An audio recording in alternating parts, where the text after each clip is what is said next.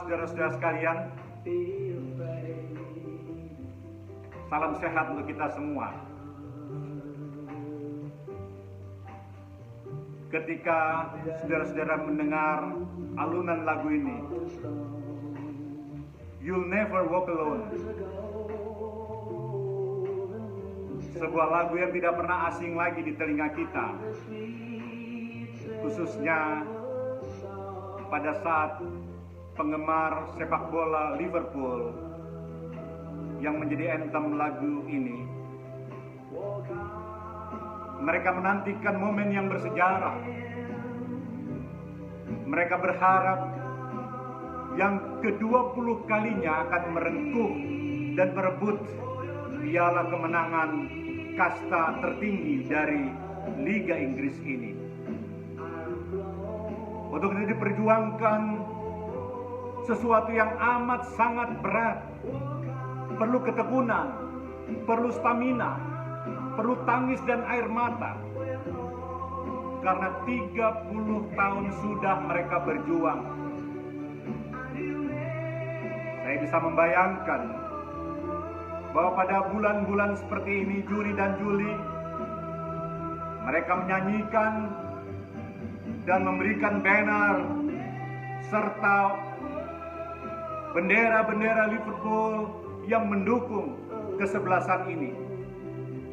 Dan bahkan ratusan juta pemirsa di televisi, mereka akan berteriak, saat kamu berjalan melewati badai dan tegakkanlah kepalamu, dan di akhir sebuah badai akan ada langit keemasan dan lagu perak yang manis dan indah. Teruslah berjalan melewati angin. Walk on, walk on. Teruslah berjalan melewati badai. Kamu akan meraih kemenangan.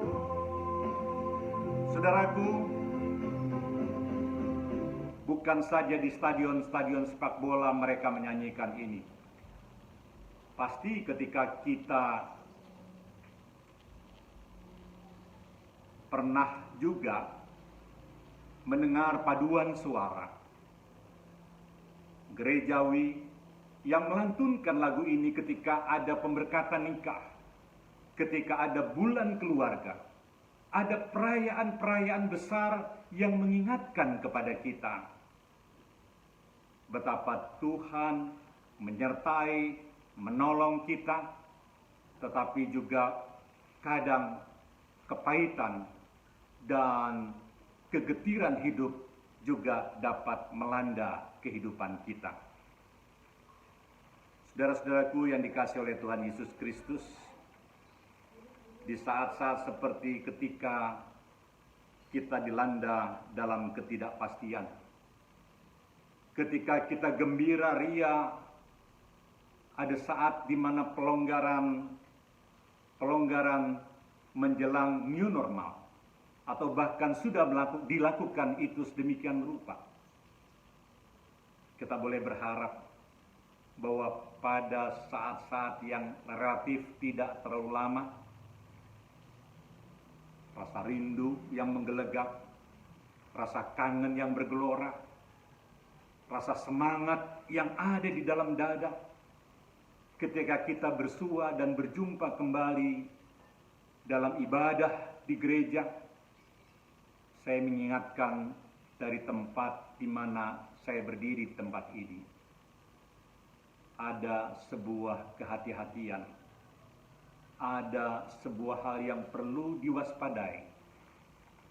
Cukup besar warga jemaat, para senior citizen, mereka yang adalah adiuswo, yang memiliki penyakit penyerta, seperti saya katakanlah adalah survivor jantung.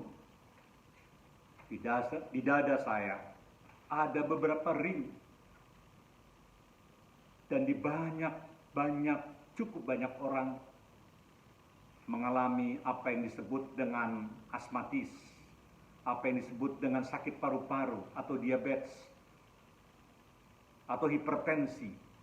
Apapun itu, perlu ada sikap kearifan, agar maksud baik dari pemerintah, agar kerinduan yang bergelora di dada ini dapat kita tata dan kelola dengan baik.